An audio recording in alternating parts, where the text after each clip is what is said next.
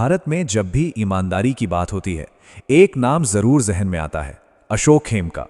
आज हम जानेंगे इन्हीं आईएएस अफसर की कहानी। पर उनकी कहानी में आगे बढ़ने से पहले चलिए एक सवाल पर रुकते हैं। ईमानदारी की कीमत आखिर है क्या? ये सवाल बहुत ज़रूरी है क्योंकि अशोक खेमका का पूरा सफ़र एक तरह से इसी सवाल का जवाब ढूंढता है। तो इसे जहन में रखिएगा। तो चलिए सबसे पहले ये समझते हैं कि कौन है अशोक खेमका और क्या है एक ईमानदार अफसर के तौर पर उनकी पहचान। आखिर क्यों उनकी कहानी इतनी मायने रखती है? देखिए, अशोक खेमका की कहानी ना एक बहुत ही साधारण परिवार से शुरू होती है। वो 1991 बैच के आईएएस अधिकारी हैं। उनकी पूरी नींव सिर्फ पढ़ाई और मेहनत पर टिकी थी। वो इंजीनियरिंग और कंप्यूटर साइंस में बहुत होशियार थे और फिर यूपीएससी की परीक्षा में भी उन्होंने एक जबरदस्त रैंक हासिल की।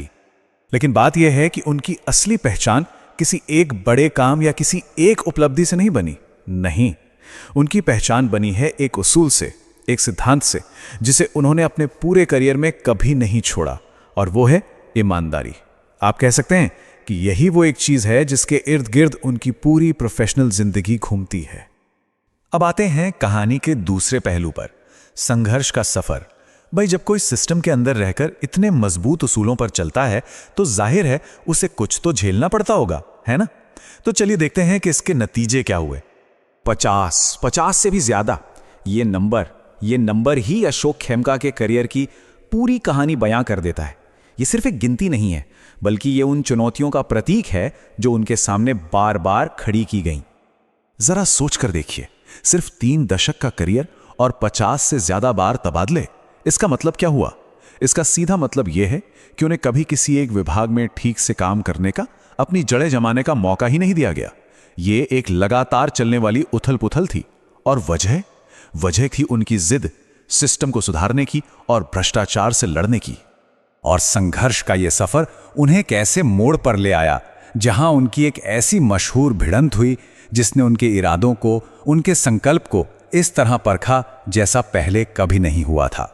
तो हुआ ये कि उन्हें एक बहुत बड़े, एक हाई प्रोफाइल जमीन घोटाले की जांच करने का काम सौंपा गया।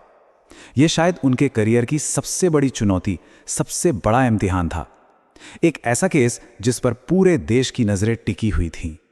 और इस जांच में उनके सामने कोई छोटा मोटा खिलाड़ी नहीं था।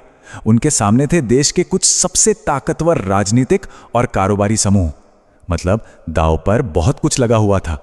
तो फिर उन्होंने क्या किया? जो सच था वही किया। अपनी जांच के आधार पर उन्होंने पूरी हिम्मत के साथ उस गैर कानूनी, उस अवैध जमीन के सौदे को ही रद्द कर दिया। उनके इस एक फैसले ने सरकार की करोड़ों की जमीन बचा ली। और इसका नतीजा क्या हुआ? जाहिर है उन पर चारों तरफ से जबरदस्त राजनीतिक दबाव बनाया गया, बहुत विरोध हुआ। लेकिन सबसे बड़ी बात यह है कि वो झुके नहीं। वो अपने सच पर, अपने फैसले पर डटे रहे, कोई समझौता नहीं किया। तो यहां पर यह सवाल उठना लाजमी है कि आखिर इतनी हिम्मत, इतने बड़े जोखिम उठाने की प्रेरणा किसी को मिलती कहां से? क्या सोच है, क्या दर्शन है इसके पीछे? खेमका का विश्वास ना बहुत ही सरल और साफ है। वो मानते हैं कि शासन का असली मकसद लोगों की जिंदगी को आसान बनाना है, ना कि सिस्टम को और ज्यादा पेचीदा या जटिल बनाना। उनकी जितनी भी बड़ी बड़ी लड़ाइयां थीं, उन सब के पीछे यही एक सीधा साधा सिद्धांत काम कर रहा था। और ये सिर्फ कहने की बातें नहीं थी, उन्होंने इसे अपने काम से साबित भी किया। वो हमेशा आम जनता के लिए उपलब्ध रहते थे, अपनी जबरदस्त एफिशिएंसी के लिए जाने जाते थे। मतलब जहां फाइलें महीनों तक अटकी रहती थी, वो घंटों में निपटा देते थे। उनका फोकस सिर्फ सिस्टम को जैसे तैसे चलाना नहीं था, बल्कि उसे लगातार सुधारना, उसे बेहतर बनाना था। यही उनके दर्शन का सार है। और नए युवा अधिकारियों के लिए उनका संदेश आज भी उतना ही शक्तिशाली है। सिस्टम से डरने की जरूरत नहीं है, सिस्टम को बेहतर बनाइए। हां, ईमानदारी का रास्ता कठिन जरूर है, लेकिन असंभव बिल्कुल नहीं। तो इस पूरे संघर्ष और इन उसूलों का आखिर में नतीजा क्या निकला? अब समझते हैं अशोक खेमका की विरासत को, उनकी लेगेसी को। अशोक खेमका की कहानी से अगर कोई एक सबसे बड़ी सीख लेनी हो तो वो ये है कि पद से, ओहदे से कहीं ज्यादा जरूरी होता है चरित्र। कुर्सियां तो आती जाती रहती हैं, लेकिन एक इंसान का किरदार, उसका चरित्र हमेशा याद रखा जाता है। और उनकी विरासत आज भी जिंदा है। वो आज भी हजारों युवाओं के दिलों में प्रेरणा की एक लौ जलाती है। खास तौर पर उन लोगों के लिए जो सिविल सेवा में आकर देश की सेवा करने का सपना देखते हैं। उनके लिए खेमका का सफर एक सच्ची मिसाल है। और यहीं पर हम वापस उसी सवाल पर आकर खड़े हो जाते हैं जहां से हमने ये सफर शुरू किया था।